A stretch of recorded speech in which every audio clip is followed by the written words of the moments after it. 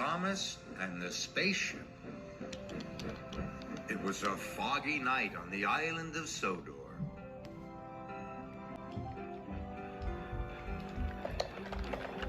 The engine's lamps burned brightly,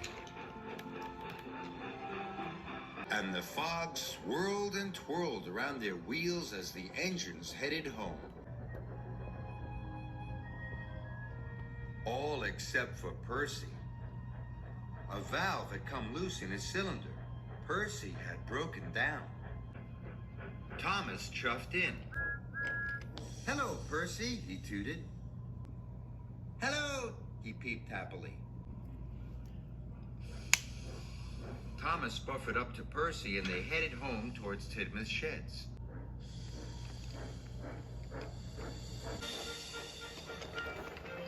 The fog was thick. Thomas wanted to be quick. Suddenly, Percy peeped. "Look, Thomas, there are flashing lights in the sky." Thomas couldn't see any lights. "It must be a spaceship," peeped Percy. "A spaceship," puffed Thomas. "Are you sure?" "Sure as I'm a little green engine," whistled Percy. He was very excited. And that made Thomas excited too. Thomas and Percy arrived at the ship. "I've seen a spaceship," Percy whistled excitedly. "Huh," snorted Gordon. "What a foolish little engine." Thomas didn't like Gordon calling Percy foolish. Then Sir Topham had arrived. "Thomas, tonight you must take Percy's mail cars." Thomas was happy to do this. Now he could find Percy's spaceship. "I'll show you that Percy isn't a foolish little engine," Thomas tooted to Gordon.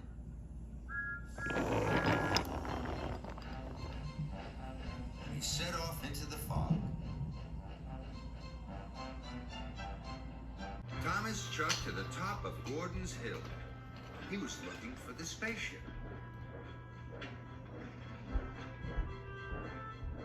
There, in the distance, he saw some flashing lights.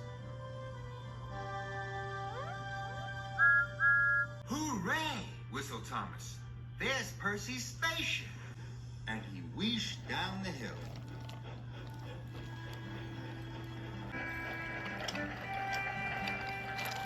Thomas puffed closer and closer. But it wasn't a spaceship. It was a circle of workmen's lights. The workmen were fixing some broken track.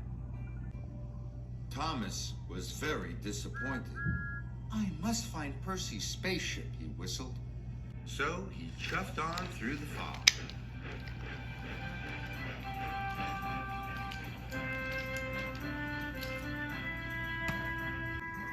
Then Thomas saw another flashing light. "Hooray!" he chuffed. "There's Percy's spaceship!" Thomas puffed closer and closer. But it wasn't Percy's spaceship. It was the lamp in the lighthouse flashing on and off. "Bother," puffed Thomas. But he still wanted to find Percy's spaceship, so he puffed on through the fog.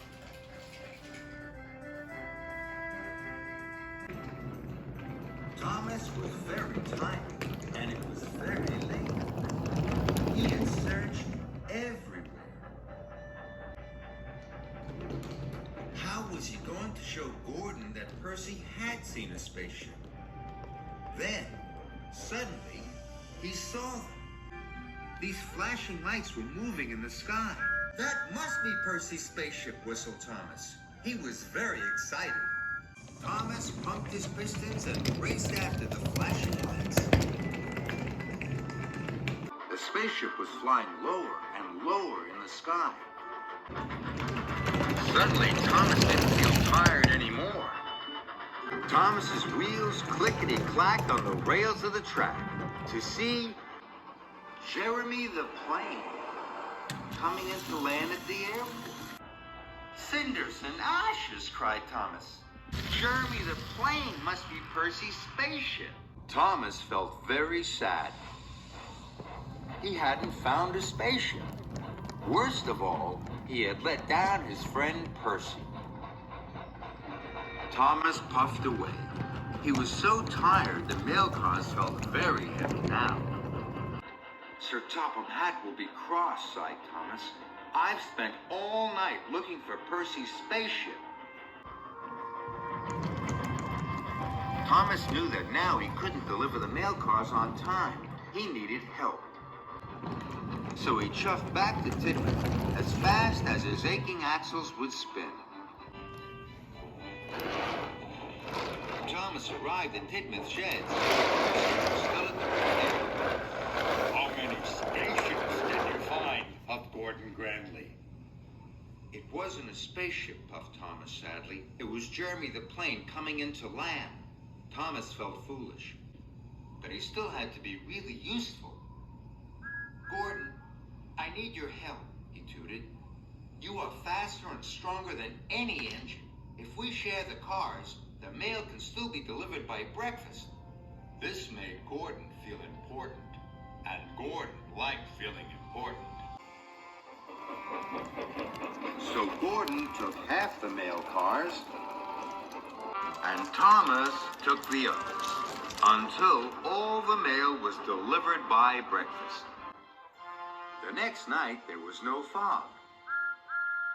Look, Thomas tooted. There's Jeremy the plane. He was very excited. All the engines watched Jeremy coming in to land at the airport. It was a magical sight. I think Jeremy's better than a spaceship any day, peeped Percy. And Thomas had to agree.